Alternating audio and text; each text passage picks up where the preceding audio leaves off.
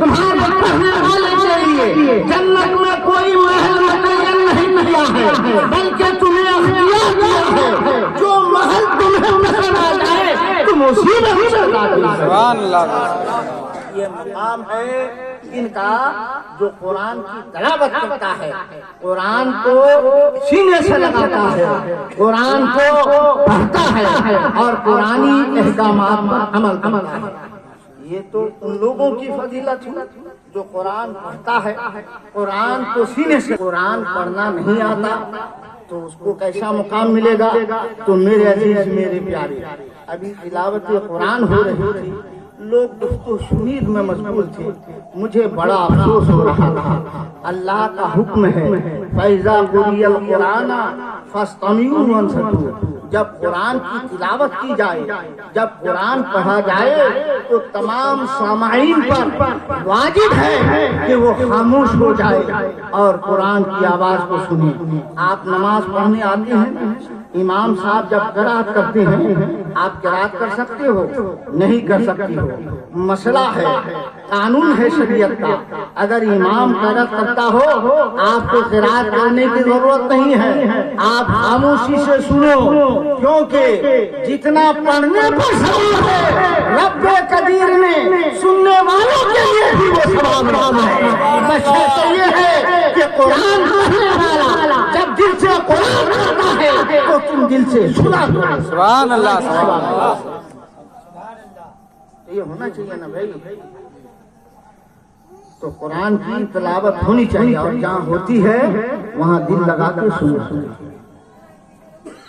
اگر آپ کو پڑھنا نہیں آتا آپ اس کو دیکھو، سینے سے لگاؤ، بوسا دو، اللہ پاک اس کا بھی ثواب۔ یہ لاجواب کتاب ہے نا، اللہ نے خود قرآن میں فرمایا ذالک الکتاب لا ریب فیہ، یہ وہ کتاب ہے جس میں شک کی کوئی گنجائش نہیں، لہذا ہمیں اس کا احترام ہر حال میں کرنا چاہیے۔ آپ دیکھیں نماز ہوتے رہتے ہیں، لوگ شور و غوغا کرتے رہتے ہیں، تو یہ قرآن کی بے حرمتی ہوتی ہے کہ نہیں ہوتی؟ رسول اللہ کا معنی اس نے اللہ کا معنی، تو اگر جس نے رسول اللہ کے حکم پر عمل نہیں کیا اس نے اپنے آپ کو پریشانی میں ڈالا۔ عظمت قرآن میں تو بہت ساری باتیں ہیں لیکن میرا موضوع نہیں ہے، میں آپ کو صرف یہ بتانا چاہتا ہوں جب تک ہم اللہ اور اس کے رسول کے حکم پر عمل نہیں کریں گے ہم کامیاب و کامران نہیں ہو سکتے۔ آپ کامیابی کس چیز کو سمجھتے ہیں کہ دنیا میں ڈھیر سارا مال ہو جائے، اچھا بنگلہ ہو جائے، اچھی اچھی گاڑیاں ہو جائے، آپ اسی کا نام کامیابی سمجھتے ہو؟ اگر اسی کا نام کامیابی ہوتا تو میرے آقا جناب محمد رسول اللہ صلی اللہ علیہ وسلم جس کے بارے میں حدیث پاک میں آیا ہے کہ اللہ تبارک و تعالیٰ نے زمین و آسمان کے تمام خزانوں کی کنجیاں رسول اللہ کو عطا فرما دیا تھا، میرے رسول کی بارگاہ میں پہاڑے آیا کرتے تھے، عرض کیا کرتے تھے یا رسول اللہ اگر آپ حکم دے دو تو ہم تمام پتھر تمام پہاڑ سونے میں تبدیل ہو جائے، بدل جائے، کچھ آپ کے دائیں چلے، کچھ آپ کے بائیں چلے، کچھ آپ کے پیچھے چلے، کچھ آپ کے آگے چلے، میرے آقا جناب محمد رسول اللہ صلی اللہ علیہ وسلم نے ارشاد فرمایا مجھے یہ نہیں چاہیے، مجھے خدا کی رضا چاہیے، میرا خدا مجھ سے راضی ہو جائے۔ تو میرے عزیز میرے پیارے معلوم ہوا، پتہ چلا بڑا بننے والا ہو جانا، بڑی بڑی گاڑیوں کا مالک ہو جانا، بہت بڑا زمیندار ہو جانا، ہندوستان کا مالک ہو جانا، رب قدیر نے اس میں کامیابی اور کامیابی کو نہیں رکھا ہے بلکہ خدا نے اگر کامیابی اور کامیابی رکھی ہے تو اپنی رضا میں ہے، خدا کیسے راضی ہوگا وہ طریقہ اپنا ہو۔